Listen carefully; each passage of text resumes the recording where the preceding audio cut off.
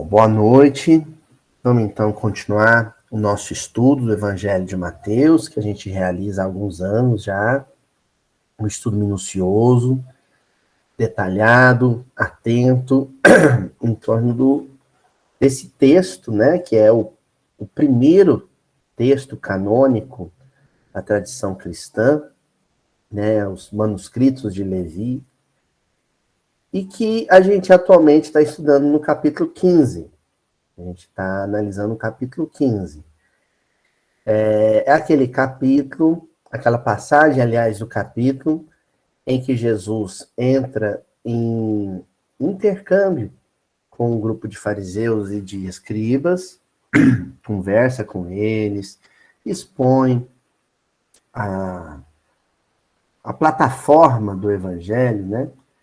As bases do evangelho, e a receptividade não é favorável, né? Os discípulos de Jesus o alertam quanto a isso, como se Jesus precisasse de algum tipo de alerta, né, acerca dos corações humanos, mas na ingenuidade, Pedro, sobretudo, alerta Jesus de que ele não estava sendo compreendido. E Jesus diz para ele que esses companheiros eram cegos numa perspectiva espiritual. E quem os seguisse e quem os tivesse em conta de líderes, cairiam no mesmo buraco que eles. É quando Pedro pede a Jesus que explicasse melhor essa parábola do cego que cai em buracos, guiando outros cegos que também cairão em buracos. E aí Jesus aproveita a ocasião para chamar a atenção de Pedro, para fazer com que Pedro não se sentisse superior a esses companheiros, porque esses companheiros estavam sendo admoestados por Jesus. Jesus então diz, mas Pedro, você também não entendeu. Eles não me acompanham, mas você está comigo há quase 3 anos. E aí? E aí hoje a gente dá continuidade então a essas elucidações de Jesus em torno das falhas, das quedas, das fraquezas desses corações que o rodeavam, mas que a gente toma proveito, né, para o entendimento em torno nas nossas experiências. É um versículo de hoje, no mínimo curioso. É um versículo que a gente passa muito tempo sem reler o trecho, né? E quando vai reler, você se surpreende novamente e fala, uau, eu nunca ia imaginar, ou eu não me recordava que esse versículo estava aí. Nós estamos falando do versículo 17 do capítulo 15 do Evangelho de Mateus. E eu gostei muito da tradução do Haroldo para esse versículo, porque ele foi mais direto, ele foi mais explícito, né? Para ajudar o leitor do livro a entender do que se trata, né? E o versículo diz assim, não compreendeis que tudo que entra na boca vai para o ventre e é expelido na latrina? Então Jesus estava dizendo para Pedro, mas tem muita coisa que você não entendeu então, né? E aqui está a fundamental, a essencial, de todas as coisas que Pedro precisava entender, mais que os próprios fariseus e os próprios escribas, porque Pedro tinha a companhia direta de Jesus, né? Diária com Jesus. Então Jesus apresenta esse questionamento para ele. Você ainda não compreendeu que tudo que entra na boca vai para o ventre e é expelido na latrina?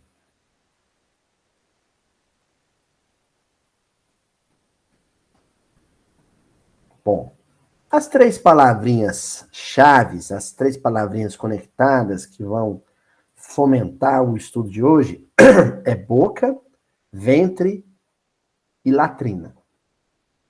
Antes de continuar, queria pedir desculpa pro pessoal, principalmente da internet, que vai estar acompanhando o estudo, com foninho no ouvido.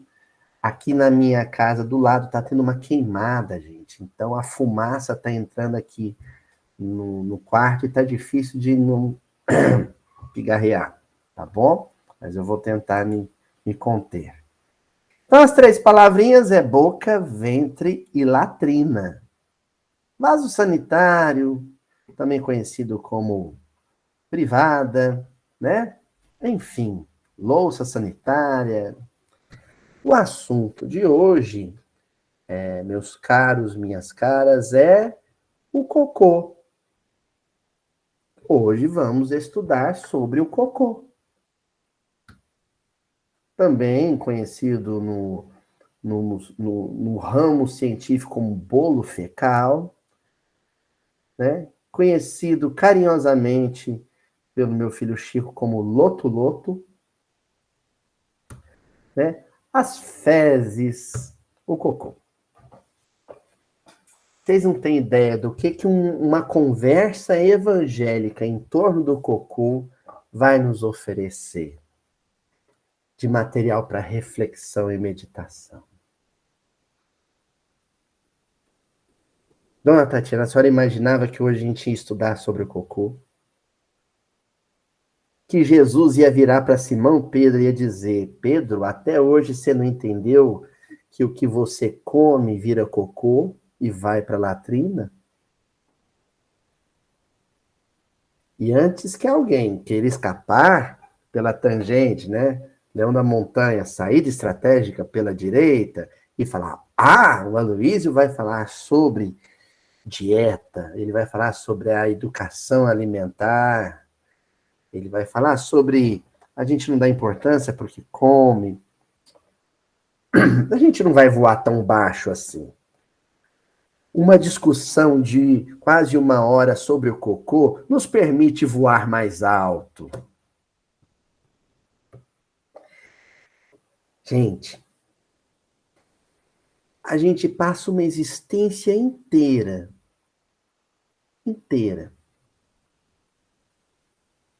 sem compreender de verdade que eu posso comer um marmitex num restaurante popular. Ou eu posso comer num restaurante 5 estrelas Michelin. E ambas as comidas vão virar cocô.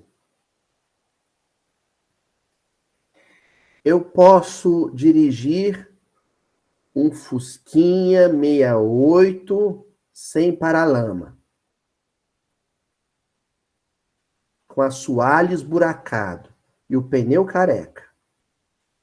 E eu posso dirigir uma Lamborghini 2022.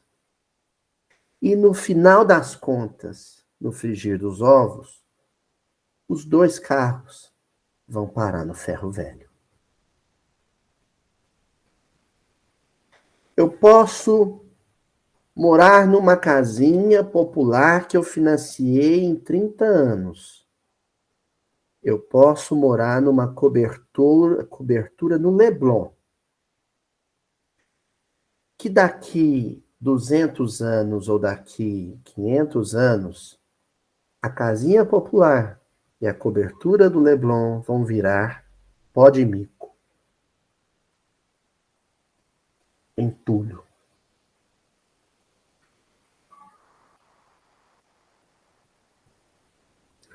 Tudo muda o tempo todo. E aquilo que é bem material, aquilo que é patrimônio material, aquilo que é riqueza material, da comida à moradia, do transporte à roupa, só tem um destino: voltar para a terra. Como sucata, como poeira, como trapo, como esterco.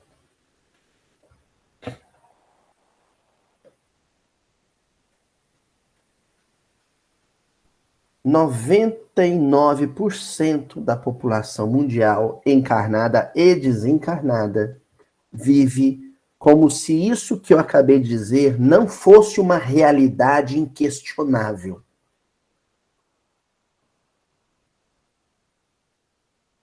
Vive como se isso que eu acabei de dizer não fosse a verdade mais absoluta.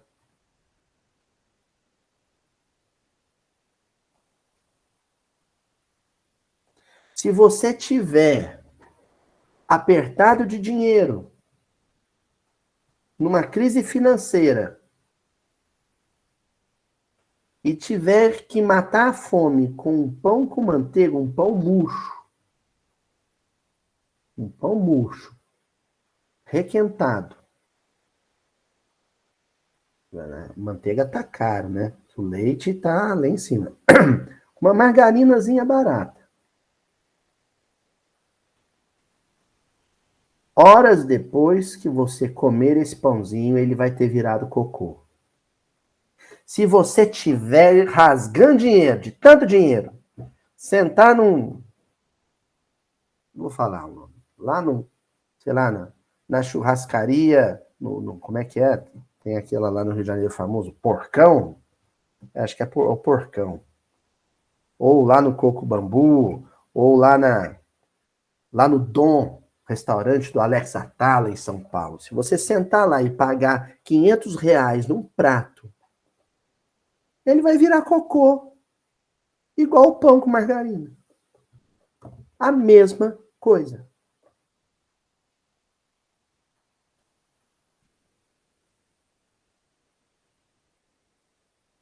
Então, não sofra se você precisou parcelar em 72 vezes o carro popular 1.0, não.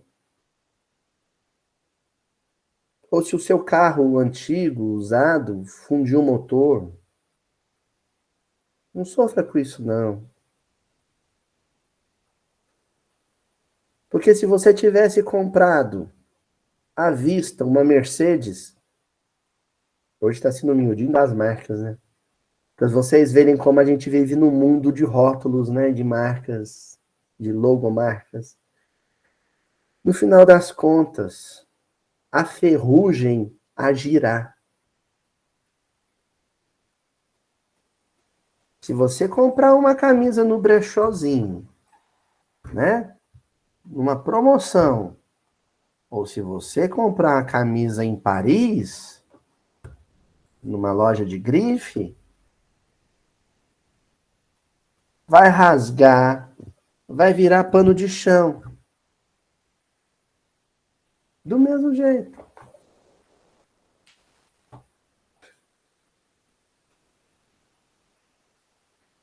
Uma vez, te contar para vocês, o primeiro celular que eu tive, a tia Adriana vai lembrar dessa história, minha mãe também. Era, assim, uma novidade da novidade da novidade. Aí foi meu primeiro emprego como professor, porque eu trabalhei. Meu primeiro emprego foi na banquinha do livro espírita, viu, gente? Eu vendia livro espírita. Comecei a vida fazendo isso.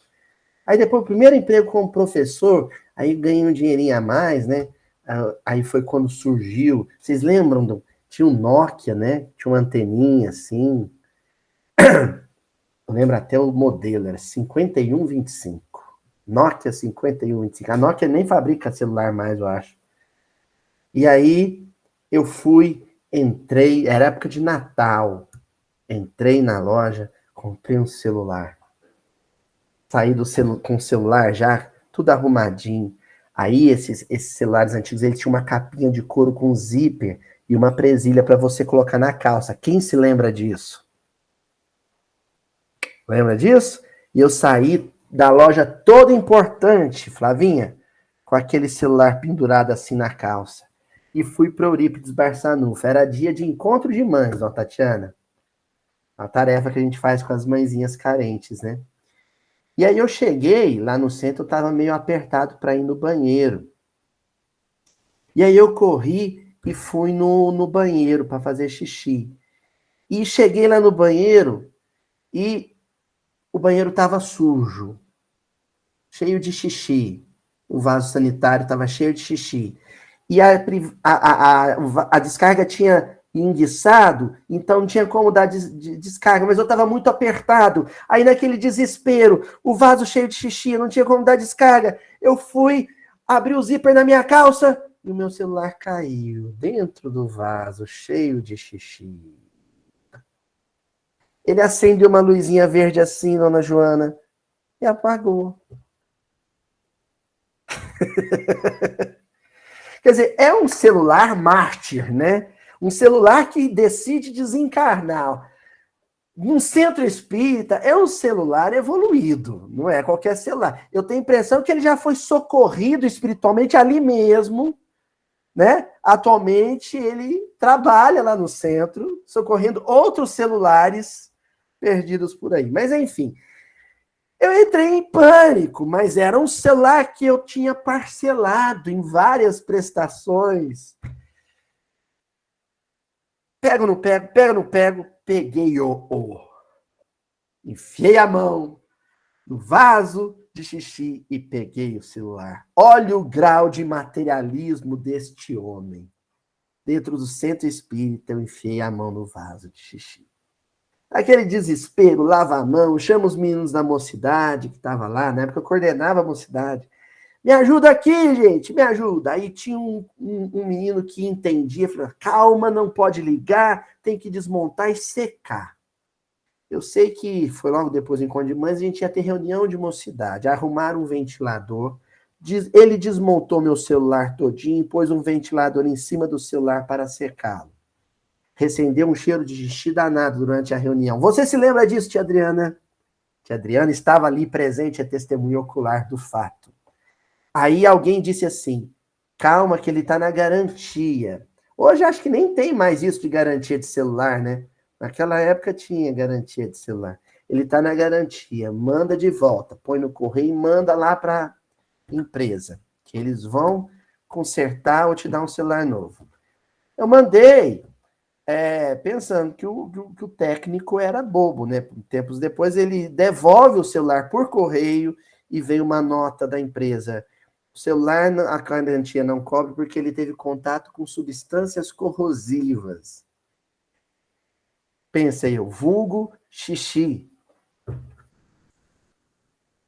Por onde anda hoje a sucata de meu celular? Espero que tenha sido reciclada.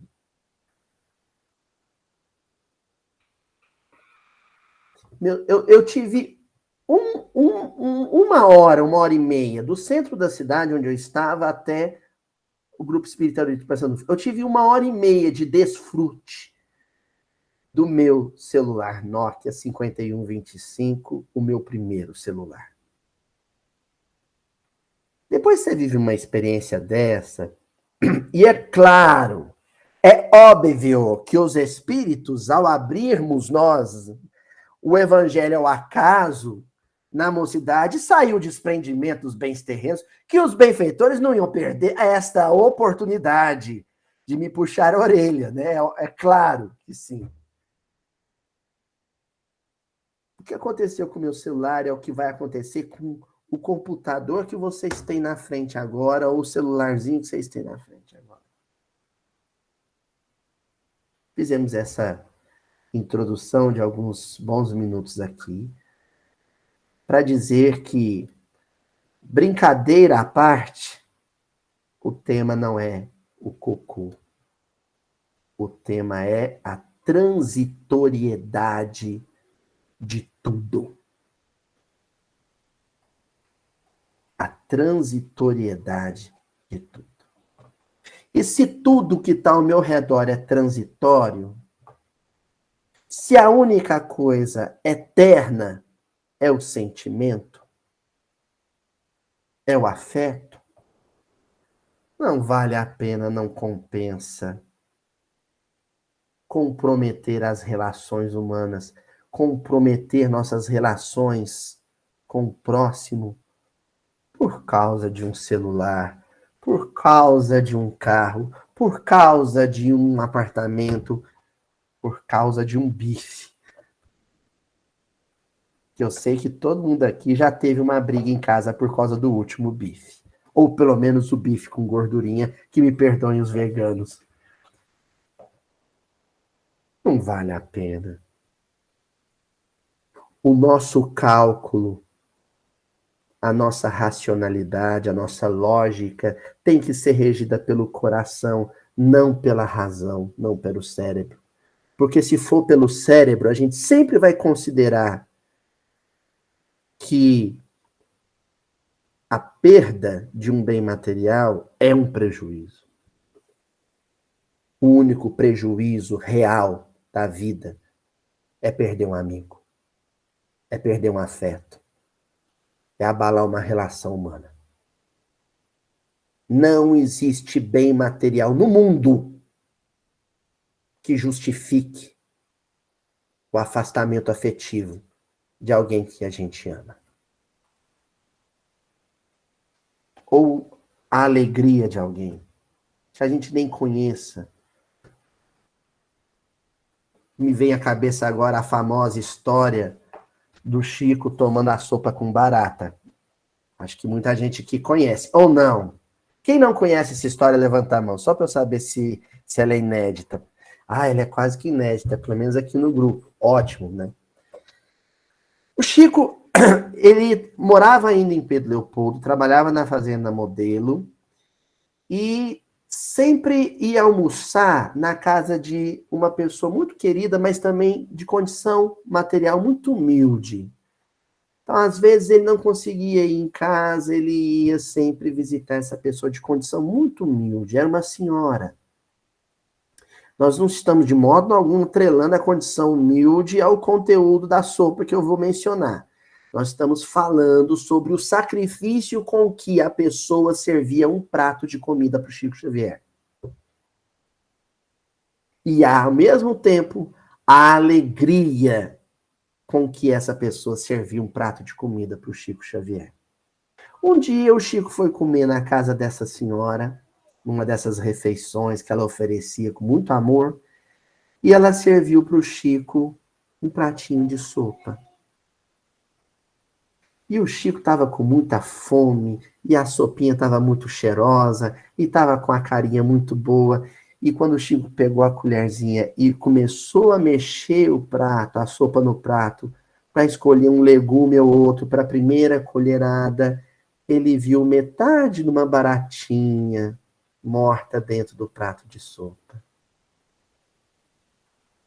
Os restos mortais de uma baratinha. E o Chico começou a colocar a baratinha mais de canto, e pegar uma batatinha, pegar uma cenourinha, e pegar um pedacinho de abóbora, e servindo-se da sopa, e sempre colocando mais de canto, assim, a baratinha, na esperança de que talvez a senhora se afastasse da mesa, né? Fosse buscar alguma coisa, né, no cômodo do lado, e ele pudesse se livrar do cadáver, né, daquele artrópode, né? A barata, acho que ela é um artrópode. Mas isso não acontecia, porque a senhora gostava tanto do Chico que ela sentou de frente para o Chico, apreciando o Chico comer o seu pratinho de sopa. Em um dado momento, o Chico viu que ele estava dentro de uma encruzilhada. Se ele deixasse a barata no prato, a senhora, ao recolher o prato, ia ver a baratinha. Vocês têm ideia do constrangimento que ela ia sentir? Se alguém fosse comer na casa de vocês, uma pessoa muito querida, e no final vocês vissem um inseto no prato que a pessoa comeu, o que vocês sentiriam?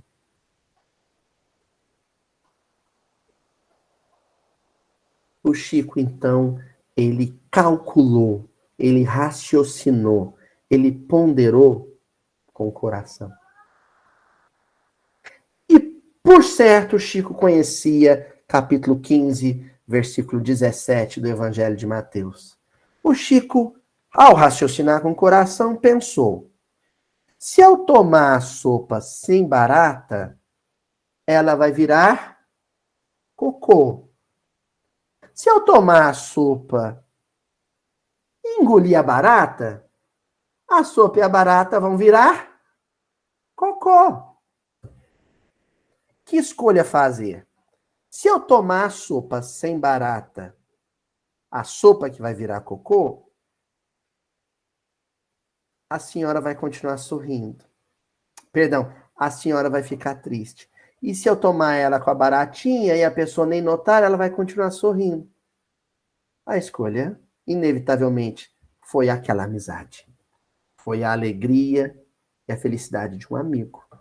Chico não pensou duas vezes. Ele botou a baratinha na boca, engoliu com nobreza espiritual a baratinha, que no final das contas virou o quê? Um cocô xaveriano. Um cocô xavieriano. Um cocô iluminado. O cocô da amizade. O cocô da caridade. O cocô da resignação. O cocô de quem come uma barata para não ferir o semelhante. Por muito menos a gente humilha muito garçom por aí. Mas vamos ao texto, então. Hoje eu selecionei uma pérola do livro Revista Espírita, né? Um dos volumes da Revista Espírita, ano 4, outubro de 1861. Um texto de, pasmem, Dante Alighieri, né? O Dante Alighieri da Divina Comédia, né? O Dante Alighieri apaixonado pela Beatriz, né? O texto se chama O Coliseu. Dante Alighieri, só para quem não sabe, o pai da língua italiana, praticamente, porque a Itália era muito fragmentada, né, nos seus vários principados, e a obra dele, a Divina Comédia, né, ela padronizou a língua italiana. Então ele é o maior poeta do idioma italiano que já existiu. E ele vai escrever sobre o Coliseu. E ele começa o texto sobre o Coliseu de Roma. Quem já foi em Roma sabe do que eu estou falando. Aquele monumento arquitetônico, né? Ele começa fazendo um questionamento. Que sentimento faz nascer em vós a visão do Coliseu? Alguém aqui já foi em Roma? Não. Nossa, então eu sou o chique da vez. Eu já fui em Roma. Tá, tia Adriana? Eu já fui em Roma.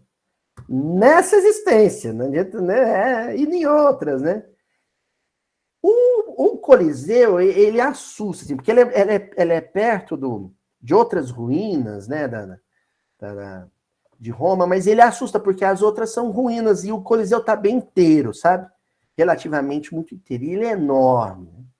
O primeiro sentimento que você tem é o de espanto, é de reconhecer a grandiosidade arquitetônica daquilo. Né? Você só olha para aquilo que está inteiro, para aquilo que ainda está lá. Mas você não para pensar daquilo que já não está lá mais. Entendeu?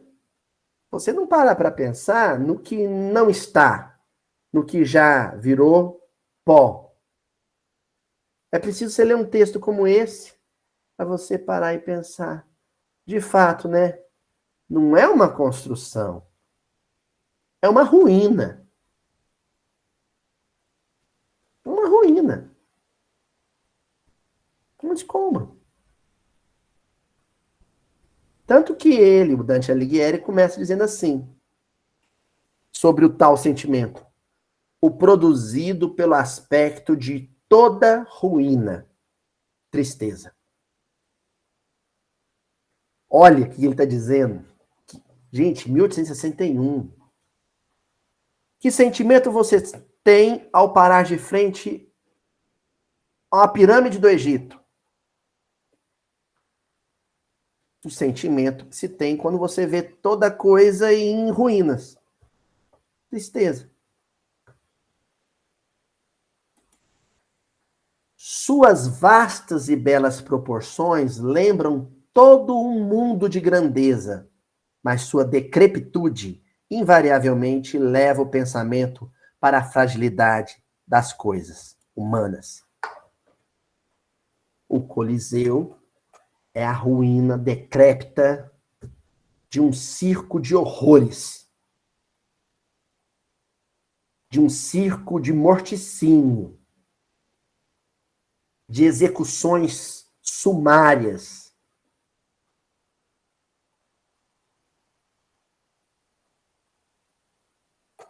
O que aconteceu com o Coliseu, o que vai acontecer com a Torre Eiffel, é o que vai acontecer com o Pentágono, é o que vai acontecer com a esplanada dos três poderes, é o que vai acontecer com Cristo Redentor no Rio de Janeiro.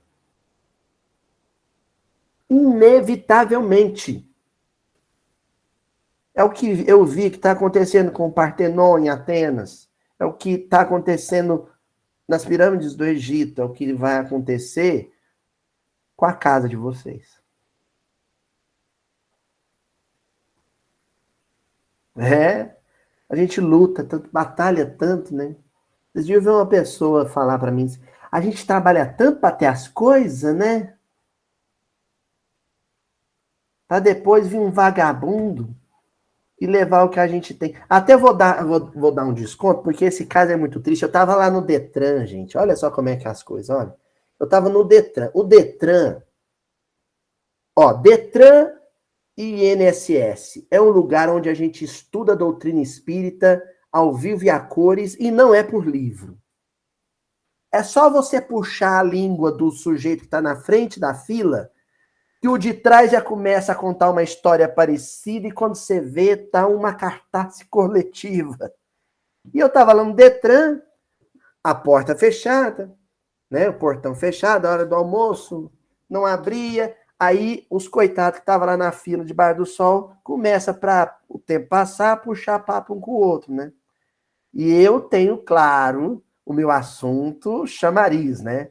É aquele assunto que quando eu abro a boca para falar dele, eu tenho a atenção de todos, que é a minha hérnia de disco, de estimação.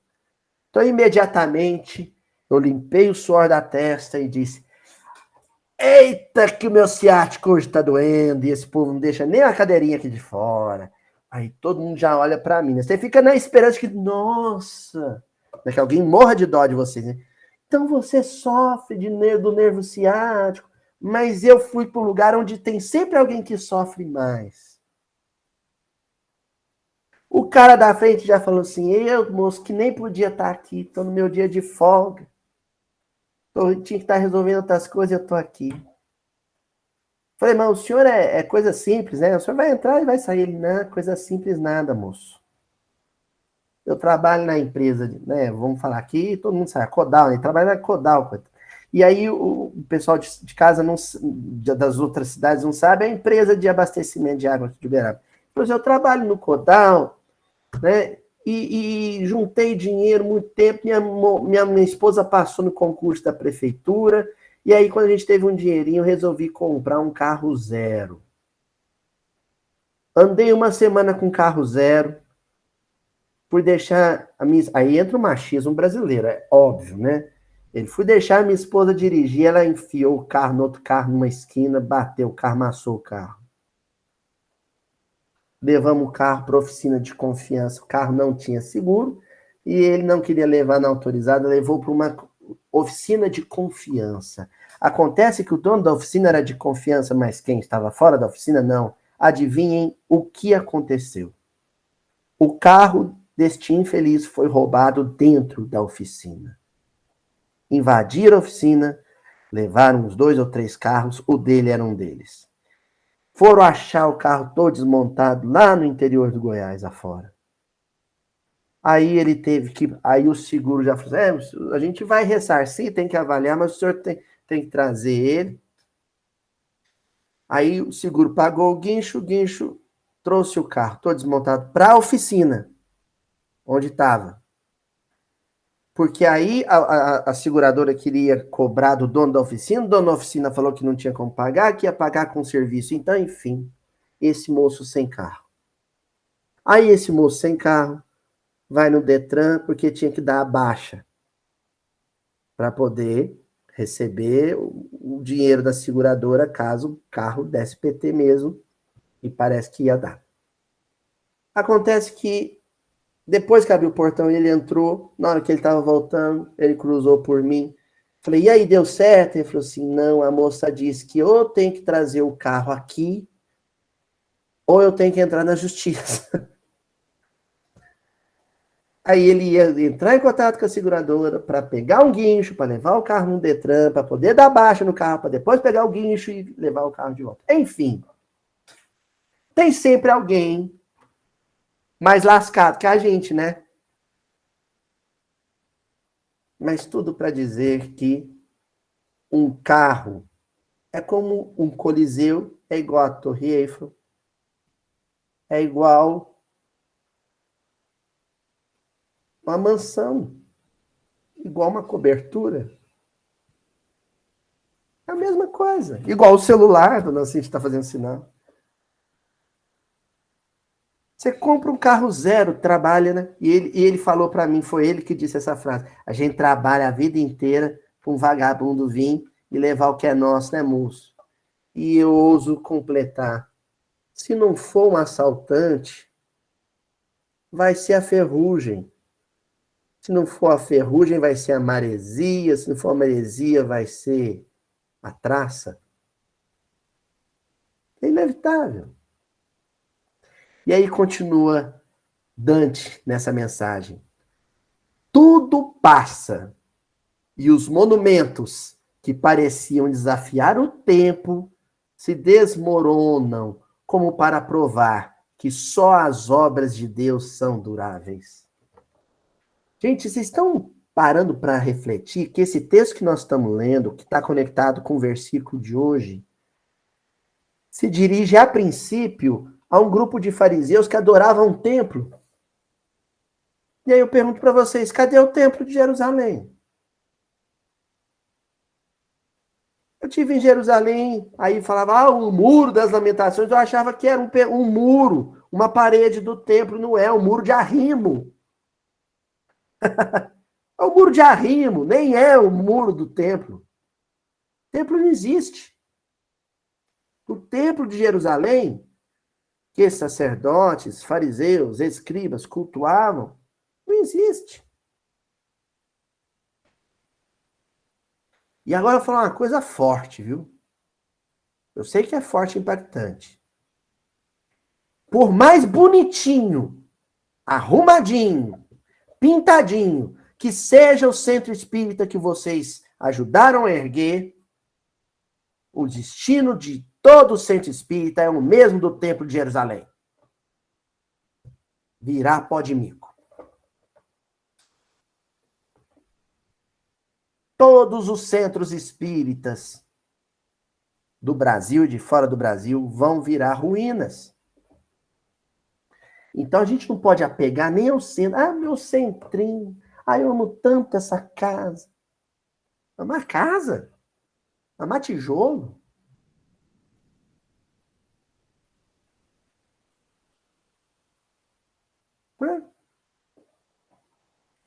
Continuando na mensagem.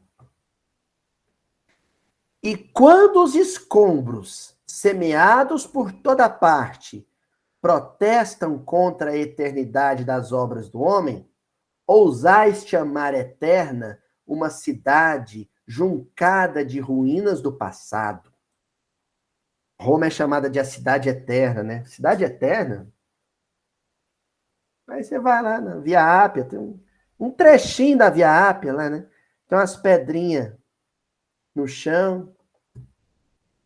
Aí você vai em Ouro Preto, você acha lá umas igrejas antigas. Gente, eu estou falando isso, sou professor de história, eu deveria amar ruínas, né? Eu deveria ser encantado com. Sabe? Eu não me entusiasmo com visita a monumentos históricos, como eu não me entusiasmo com o chão onde Eurípides Barçanufo pisou, ou a cadeira onde Chico Xavier sentou, ou o lencinho de pano que né, a Madre Teresa de Calcutá tocou.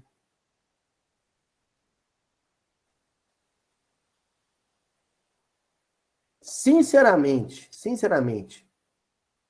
eu não me entusiasmo com o Museu de Memórias do Chico Xavier.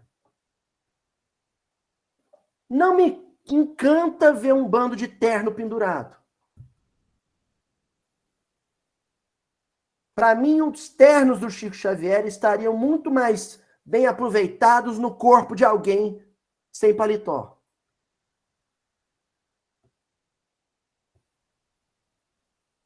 Sabe? Nunca ninguém me viu chorando dentro da casa de Chico Xavier e nem vai me ver chorando na casa do Chico Xavier. Agora, muita gente já me viu em prantos lendo Paulo Estevam.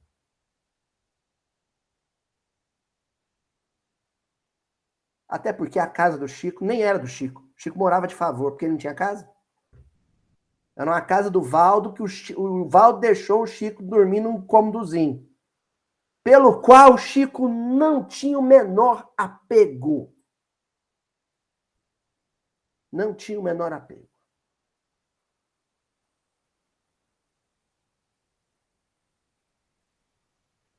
Bom, vou continuar com Dante, né, depois dessa pausa dramática. Onde estás, Babilônia? Onde estás, Nínive? Lembra quando eu falava para vocês, né, que todo patriotismo ou nacionalismo é burro? É espiritualmente burro? É por isso. A gente ama Uberaba, Uberaba, né? Se você for espírita, então aí que ama mesmo. É a cidade do Chico, né? E em rixa, porque Pedro Leopoldo fala a mesma coisa e com mais propriedade, inclusive, né? Ah, eu amo Uberaba. Onde é que vai estar Uberaba daqui 3.000 anos? Onde é que está a Babilônia? Nínive, essas cidades não existem mais, nem acha no mapa. Não acha. Metade das cidades que citam na Bíblia, se você for procurar, não encontra.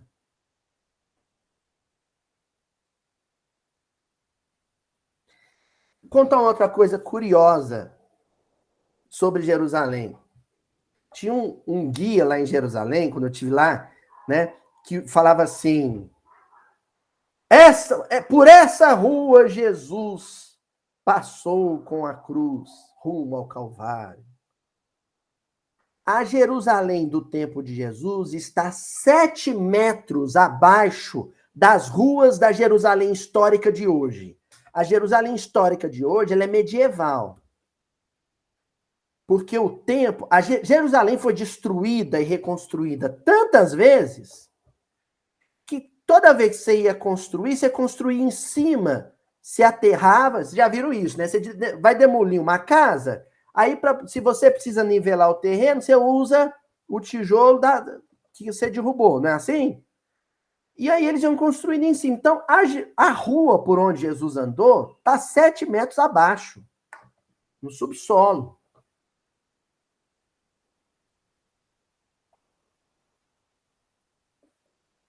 Jerusalém, a Jerusalém de Jesus, não existe mais.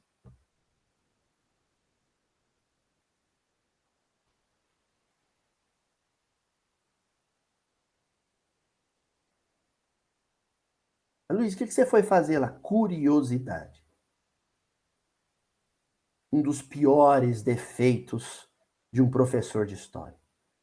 Curiosidade. A curiosidade é que te faz formar em história e depois sofrer com rinite porque fica mexendo em papel de 500 anos. Curiosidade científica.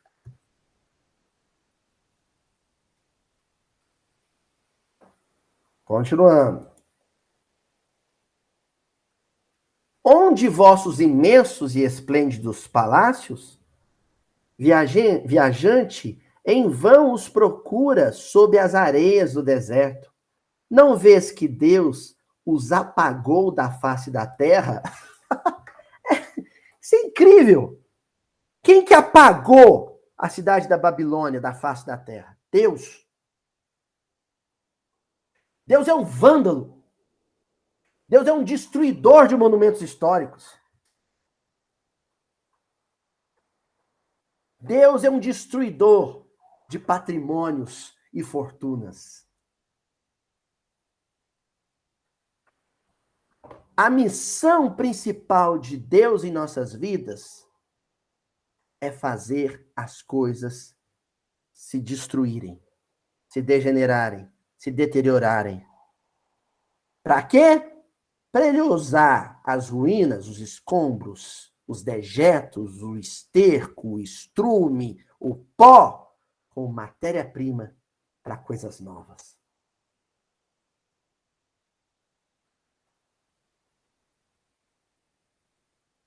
Deus é um devorador de mundos. Dos mundos que ele pariu.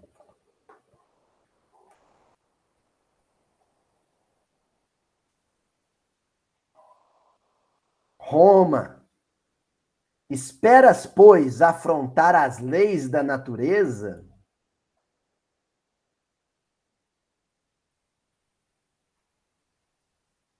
A gente aplaude e adora uma bandeira que, se tiver uns rasgozinhos na ponta, vai ser, né, vai ser guardada, dobrada de forma ritual e depois, se for em rito oficial, queimada. Oficialmente queimada. Pomposamente queimada. Então, um pedaço de pano. Se você é deficiente visual, cego, você não consegue nem fazer muita distinção entre a bandeira dos Estados Unidos e do Brasil.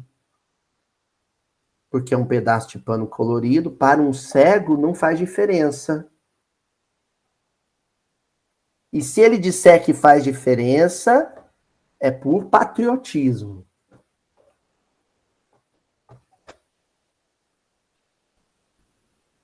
Fecha os olhos e toca o tecido de 3, 4, 5 bandeiras. Você vai saber distinguir qual que é a chinesa e qual que é a russa?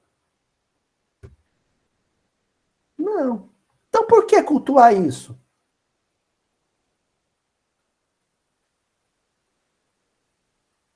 Para quê?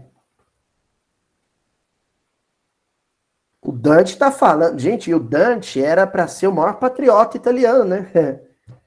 Ele está falando da cultura dele, da tradição histórica dele. E eu estou falando da minha.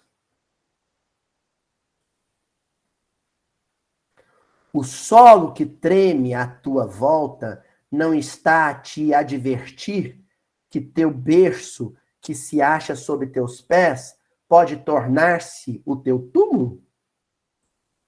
Terremoto. Os terremotos italianos são famosíssimos, né? Lisboa, né? Tem muitos portugueses que me acompanham aqui. Lisboa foi toda destruída e precisou ser reconstruída por causa de terremoto.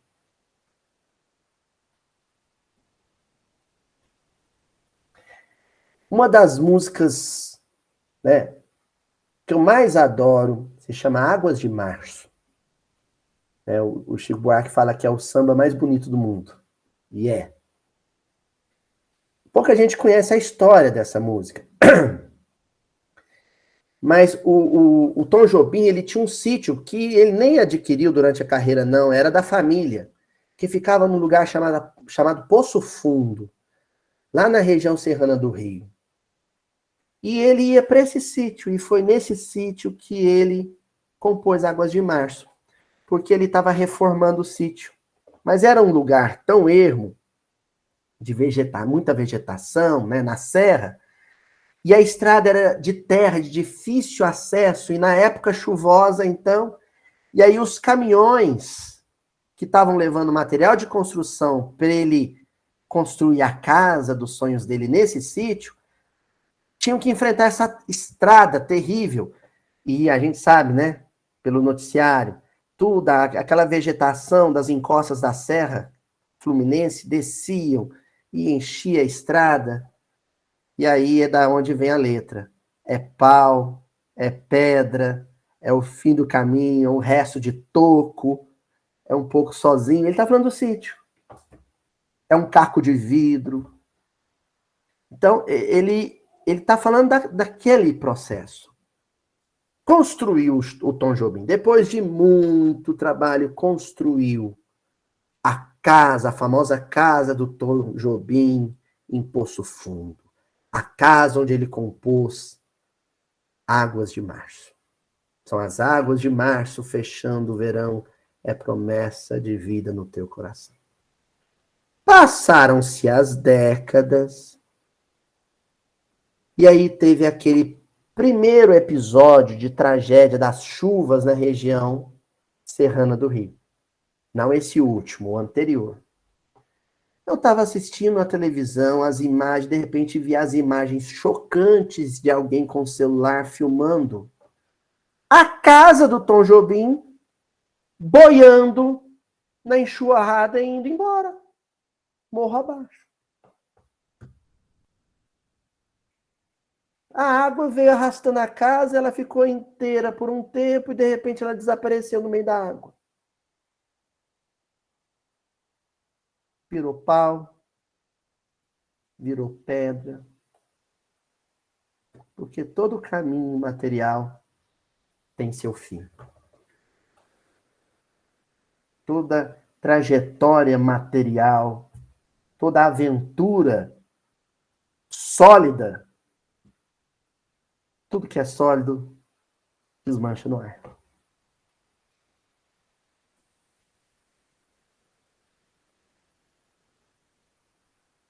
Ó homens, que dizeis cristãos, vendo o vosso apego aos bens perecíveis deste mundo, dir-se-ia realmente que não contais com os da eternidade.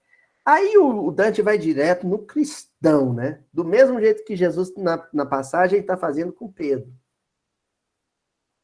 Cristão apegado a bem material. Seguidor de Nosso Senhor Jesus Cristo, que não tinha onde encostar a cabeça, numa pedra para encostar a cabeça. Jesus Cristo, que dormia de favor no barraquinho que o Pedro tinha de favor na propriedade que o irmão mais velho André tinha. Jesus não teve onde cair morto, literalmente. Porque se o José de Arimateia não tivesse misericórdia e um pouco de apego material, e pegasse o corpo dele e colocasse num cantinho do túmulo da família, Jesus tinha sido jogado no montouro de Jerusalém e os abutres e os ratinhos tinham comido a carne de Jesus. E eu tenho certeza que Jesus teria ficado muito feliz do corpinho dele ser pasto para os animaizinhos que ele amava. Mas como os homens também cultuam corpos, embalsamaram o corpo dele, enfaixaram o corpo dele com mortalha judaica, puseram dentro de um túmulo, e aí Jesus fala, o quê? Para depois ficar uma romaria aqui para ver meu corpo? Abracadabra! E o corpinho de Jesus virou nem pó, virou fluido espiritual.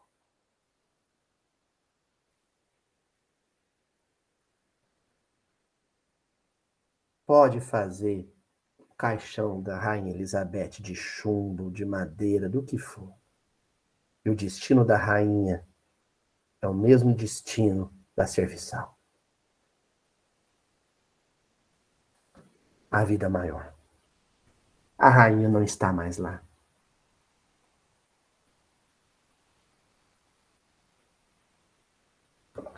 Para a gente estar encerrando,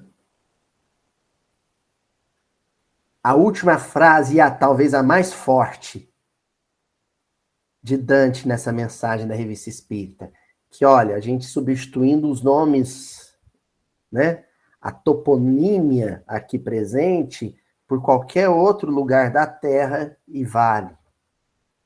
Roma, que dizes, imortal, possam os séculos futuros não buscar o teu lugar como hoje é procurado o da Babilônia. Roma, cidade imortal. Será que daqui 1000 anos não vão estar procurando onde foi Roma, do mesmo jeito que hoje procuram na Mesopotâmia, onde foi Babilônia?